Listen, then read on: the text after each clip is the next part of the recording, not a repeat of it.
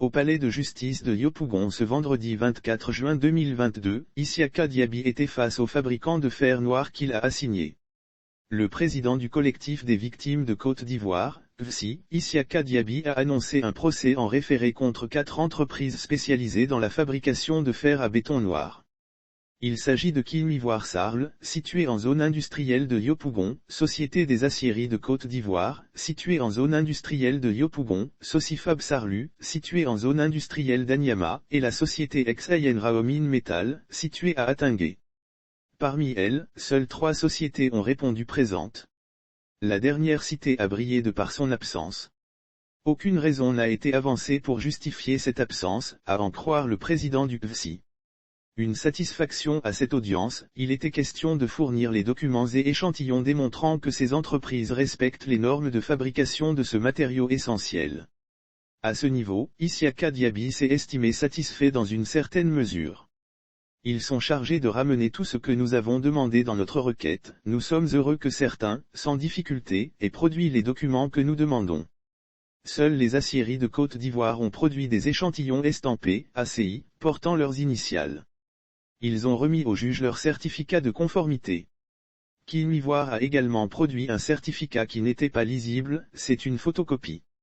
Le juge a donc demandé qu'ils viennent avec l'original pour qu'ils puissent voir.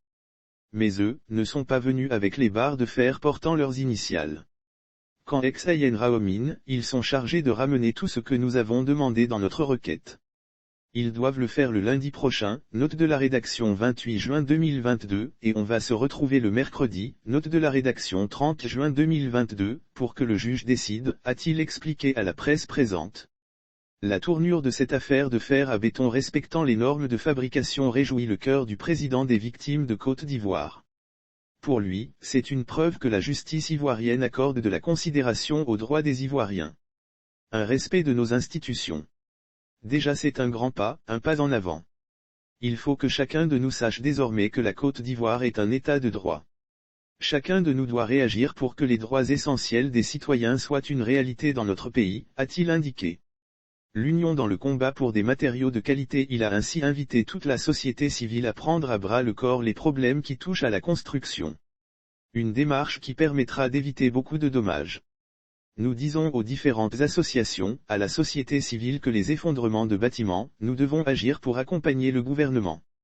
Aujourd'hui face à la situation, nous voyons une carrosse à 2 roues. La première est représentée par le ministère de la Construction que nous voyons sur le terrain en train d'intervenir, a-t-il déclaré.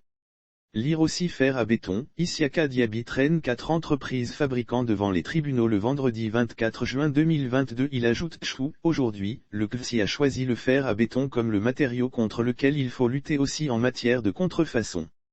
Il faut également qu'une société civile s'engage au niveau du ciment. Ce sera la 3e roue et puis une autre société civile qui va prendre le gravier et ce sera la 4e roue. Vous verrez ainsi que les choses vont bien avancer et on va boucler ce dossier-là en synergie avec les structures étatiques sensibles à la question des droits de l'homme.